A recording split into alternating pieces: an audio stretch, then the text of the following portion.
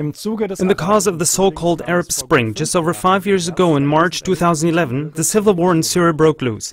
It began with allegedly peaceful protests against President Bashar al-Assad's government. Soon it turned into a complicated and non-transparent war, which can hardly be called a civil war any longer. A variety of armed groups, ranging from terror groups to Kurdish organizations, are fighting against the government forces, but also against each other or together with the government forces. In addition, since 2014, a NATO coalition led by the USA is carrying out air attacks on positions held by IS terrorists. And since 2015, Russia has helped Assad's government in the fight against terrorists. For Western politicians and media, it was clear from the start the blame for the conflict lies with Syria's President Bashar al-Assad, whom they have completely demonized. In several programs, Klar TV has referred to countervoices. You'll find these listed following this program. Today, Klar TV lets another countervoice be heard, which is not in accordance with the Western world's official opinion. In a lecture held on May 30th, 2016, Swiss historian and peace researcher, Doctor of Philosophy Daniele Ganser presented a possible and simple answer to the causes of the war in Syria. In addition to other causes, certainly also this aspect plays a role in the Syrian war. Watch now a 5-minute excerpt of the lecture held by Daniele Ganser in Munich for the Ecologic Democratic Party. Now let me explain something about the war in Syria, because most people cannot understand this war anymore. Syria, when I ask my friends, maybe for you this is different, but they just say, Syria, total chaos. I don't understand it. Everybody is bombing, I don't know why. Principally, and this is my analysis, there are various opinions, I can only tell you about my analysis. Basically, you're not surprised, it's all about oil and natural gas. Here, in the Persian Gulf, there's a natural gas field, and it's the biggest gas field in the entire world. The Qatari own a part of this gas field, and they met in Turkey in 2009, 2 years before the war in Syria broke out, and they said, we would like to build a pipeline running from this gas field right this way through Saudi Arabia, then through Syria into Turkey, and onto the European market, because they want to sell their gas to us, yes, in Zurich and Munich. This is where money can be made. Gas in Qatar is worth nothing. The problem was that they had to ask Assad if he would agree that a pipeline be built through his country, and there was a problem. Assad said no. He said no.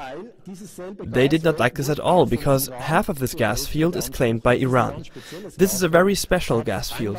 One country has access on this side and the other on the other side. Now it's instantly clear, whoever pumps faster is the winner, right? This is one huge formation, this gas field. And then the Iranians said, yes, we would like to build this green pipeline here. Then they asked Assad, and this time he said yes. So after all, it's not that complicated. Iran wants to hold Assad in power. Kuwait, Saudi Arabia and Turkey want to overthrow Assad. That's it.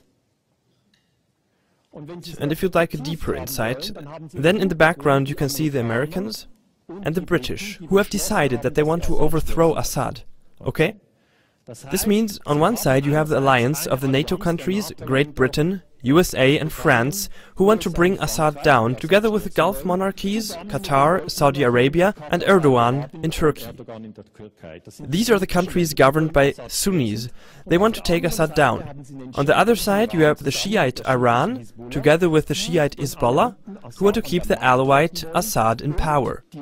And also the Russians, who want to hold Assad in power because the Russians have 2 military bases in Syria. Moreover, the Russians don't want Qatari gas on the European market, because everybody who watches the Champions League knows that Gazprom is already there.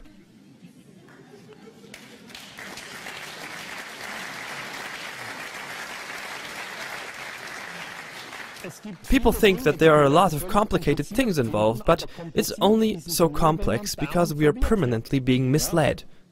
Yes, you can present things in a way that no one can follow anymore. But right from the start, it can be explained as a simple regime change based on geostrategy.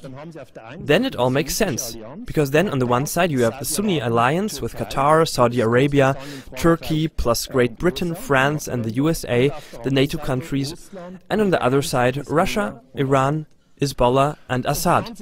And the whole story has been going on for 4 years already. There are 400,000 dead. And here in Switzerland, and in Germany too, I have been watching this, Assad is described simply as the slaughterer, the butcher of Damascus. Yes? Of course you're not hearing anything about oil and gas. They claim that there has not been any intervention. Only now that Assad has begun to slaughter his own people, action is taken. And this is just not true, right? First of all, essentially Saudi Arabia and Turkey have deliberately let radical jihadists infiltrate Syria. There, they have been then, so to speak, ordered to destabilize the Syrian society. And this worked quite well. After all, if you let extremely radical jihadists who kill and behead people infiltrate a country and you give them weapons, then you can destabilize any country.